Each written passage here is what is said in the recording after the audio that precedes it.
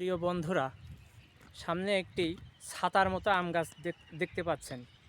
এই যে প্রকৃতি, এই গাছটা আমাদের কি নির্দেশ করে বুঝতে পেরেছেন? গাছ হলো একটা আশ্রয় কেন্দ্র, পাখিদের আশ্রয়, মানুষের জন্য এখান থেকে ফল ফলারি আসে।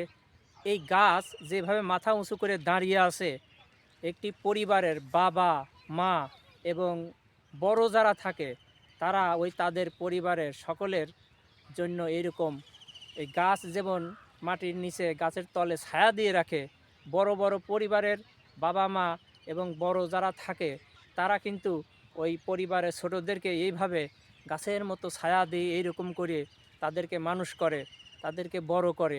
এই গাছ কিন্তু আমাদের নীরব ভাষায় সেটাই নির্দেশ করে যে মাথার উপরে অর্থাৎ বড় নিজেদের উপরে বড় যারা থাকে, পরিবারের বড় যেমন বাবা মা, বড় ভাই, বড় বোন, তারা কিন্তু এই গাছের মতো ছাতা দিয়ে, আশ্রয় দিয়ে ছোটোদেরকে, পরিবারের অন্যান্যদেরকে আগলে রাখে। ছাতা দিয়ে তাদেরকে এইরকম স্নেহের ছায়া দিয়ে, ভালোবাসার স্নেহ, আদর স্নেহের ছায়া দিয়ে তাদেরকে মানুষ করে।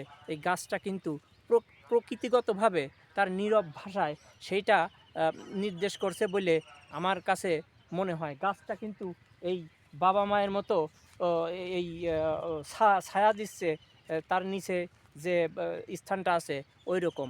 বাবা মা ঠিক একই রকম পরিবারের সবাইকে ছায়া দিয়ে, স্নেহের ছায়া ছায়া ভালোবাসার ছায়া দিয়ে, আশ্রয় দিয়ে রাখে। তাদের মাথার উপরে এই গাছটা কেটে দিলে যেমন ন্যাড়া হয়ে যাবে, জায়গাটা আশ্রয়হীন হয়ে পড়বে।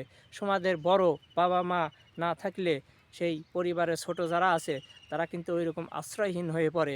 এই গাছটা কিন্তু আমাদেরকে সেটাই নির্দেশ করছে। আমার দৃষ্টিকোণ থেকে আমি এটুকুই বুঝেছি। প্রিয় বন্ধুরা, কেমন লাগলো কমেন্টসে জানাবেন।